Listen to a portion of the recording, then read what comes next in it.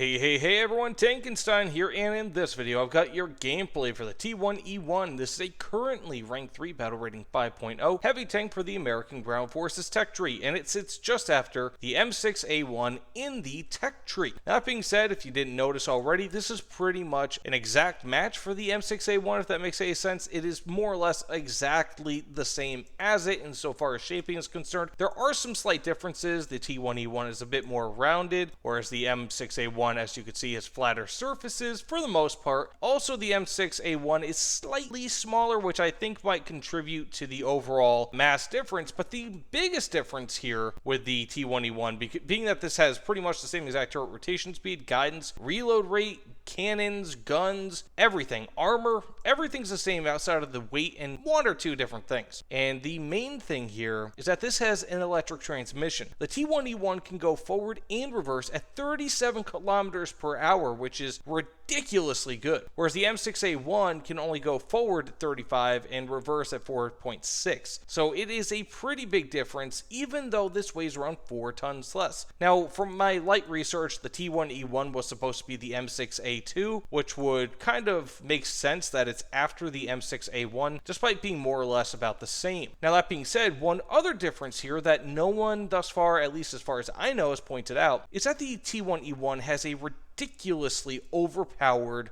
stabilizer. And I wanted to get this video out as soon as possible because I suspect Gaijin will fix it, but I will show you in this video what I mean by the stabilizer being ridiculously overpowered, and I'll even try to compare it to the M6A1 at one point or another, just so you guys can see exactly what I mean, because the M6A1 has a stabilizer. So does the T1E1, but the stabilizer on the M6A1 goes away around 22 or 25 kilometers per hour, whereas that is the case on the T1E1, except beyond that break point, so around, again, 22, 25 kilometers per hour, it still has a really good stabilizer. It does not get out of the center aiming circle very often, at least if you're on relatively flat ground. Even with some divots, it keeps centered. That being said, I want to show you guys exactly what I mean. This vehicle is a ton of fun. I've been doing very well with it, and I love the T1E1. So that being said, let's get into some matches, and I'll show you what I mean, how good this thing is. Let's get into it.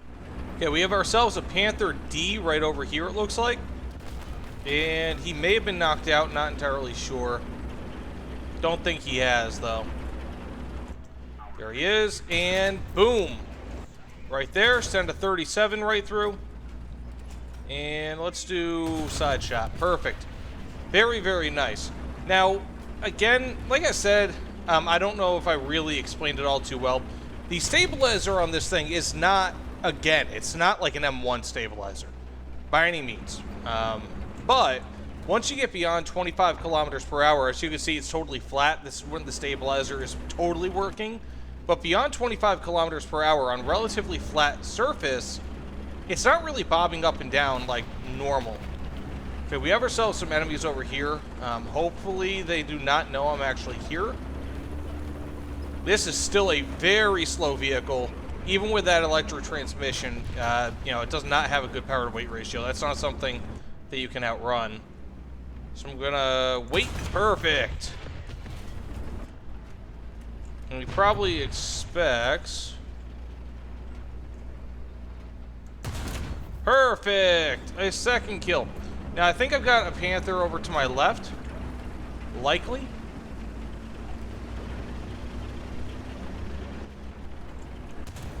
What is this? Okay, I'm gonna get up behind him. Whoa! Okay. The 37mm cannon is a godsend, don't get me wrong. I love it. But it doesn't always work when you need it to. But when it does, it works really, really nicely, especially against lightly armored tanks or tanks that you have a good angle versus. You know, one thing I can tell you for certain about this vehicle is that I don't really think I've seen many people using it. There have not been many videos on YouTube about this vehicle ever since the update came out. What, yesterday or 2 days ago, as of the recording of this video? And I'm actually really surprised. I think a lot of people think that this is just an M6A1, but it is more. I mean, it does give you that extra flexibility going backwards. Plus, at least for now, hopefully Gaijin doesn't notice it, but it has that really, really good stabilizer. I'm going 37. This thing is hardly bouncing. Okay, we got ourselves an enemy tank to my left.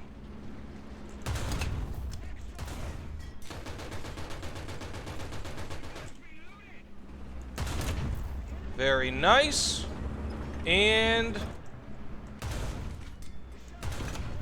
holy guacamole. Woo! What? Okay. Oh, okay. What's going on here? What's going on here? Is this legal? This makes absolutely no sense to me. How I am doing all of this. What?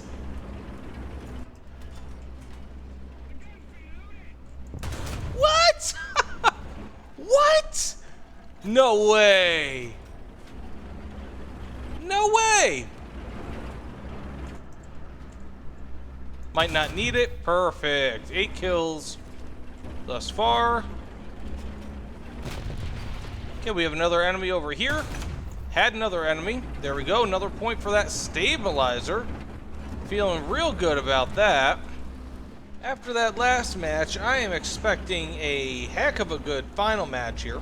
Typically, as you guys know, I like to do, give or take, around 3 matches for these gameplay videos, and this is no different.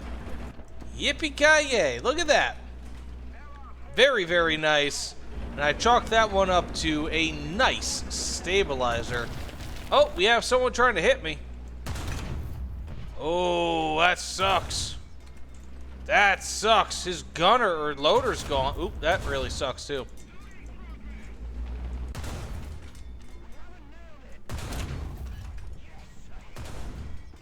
Okay. Should probably move up.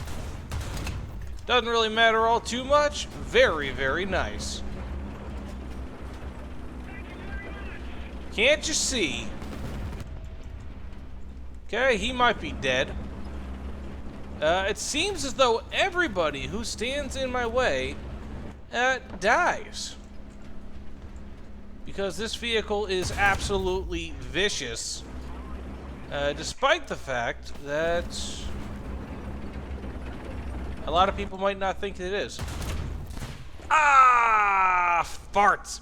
Anywho, you know what? Let's do one more match. I've been having such a good time. I probably got like 20 bajillion kills. That is the weak spot, by the way, that you want to hit. But I've got like 20 bajillion kills in like 8 minutes of gameplay. So let's try one more and see how we do. So here we are in the real last match, and that guy's got a Pack Puma. That's really, really cool.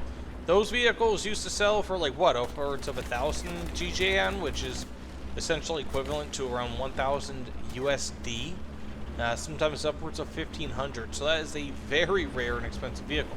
That being said, when it comes to this vehicle, the T1E1, I could see a few scenarios playing out, but I think the most likely one is that the stabilizer is going to become a lot worse, you know, along the lines of what the M6A1 has. And not that that's a bad stabilizer at all. I mean, it keeps until 25 or so kilometers per hour, but this is just that much better.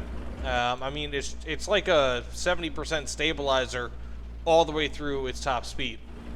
And I could see that happening, and because of its reload speed, or its reverse speed rather, I could see this actually going up to 5.3 BR, especially being that it's already lower, like, you know, I guess lower in the tech tree. You research it after the M6A1. So I kind of think that Gaijin put it there because they knew this was better than the M6A1, but they wanted to see if it was better to the point where they could basically get rid of its whatchamacallit, or change its BR.